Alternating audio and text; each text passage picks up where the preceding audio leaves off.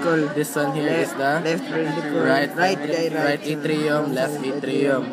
This one here is the ko conus arteriosus. Kani kay truncus truncus arteriosus. In the truncus arteriosus, it would branch into 3.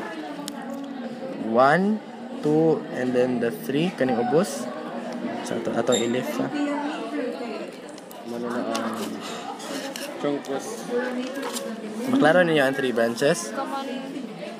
Common carotid artery, systemic artery. Kani ang, di ba, mano siya ang padong saka, this one here, common carotid katong padong sa ubos nga pinakadako pod. Ha? Yes, systemic artery. Kaning padong na liko padong ubos. Pulmocutaneous ang usa na mo-connect man na padong sa. So ang taas sir. Ang taas kay common carotid. Kani kay systemic. Kani kay pulmocutaneous. Pulmocutaneous. Okay. Then imong i-trace ang systemic artery. Di ba musuksok siya dito? Tawa siya ni siya ni Agi. Dara. Nya mo join siya somewhere here with the other one. Kita mo na. Dara man ang other one niya sa other side po. Mo join siya dire. Di ba? Klaro ra? Ang first branch niya padong forward.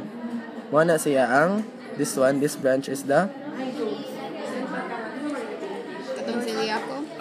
ciliaco-mesenteric artery. Nya ang branch padong taas celiac artery. Nya naubos kay anterior mesenteric artery. Okay. Nya imong i-trace na siya padung ubos na pa na ang ato nakapadulong sa padung nakadiri kani siya. This is already the dorsal aorta. Okay?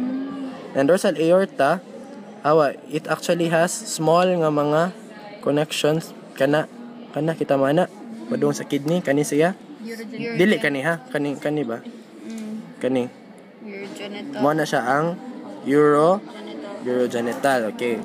Yeah, if mato pa ka padung sa ubos, you would see nga ang imo ang dorsal aorta kay mo branch into 2. Wait, sama ka See? Sa ubos. Kita ka sa branch into 2. sir? Right, nasa point na kani 1 and 2. Klaro na? Nasa ubos. Kaya ni B sa ubos. Inverted B. Dito ka point nag-pull ko. See? Ni branch siya into 2. This one. Okay. 1 and 2. Yes, sir. Klaro na? Yes, sir. So, mo na siya ang common iliac. Sir? Iliac. Common iliac. Asa ang mo branch sir? Kana ang dorsal aorta ni branch siya into 2. Kana siya. Mo na siya ang common iliac. So I think that's everything basically. We've already identified the major arteries. I saw like hair, something that things of pain, hair. Okay, so that's it basically. So,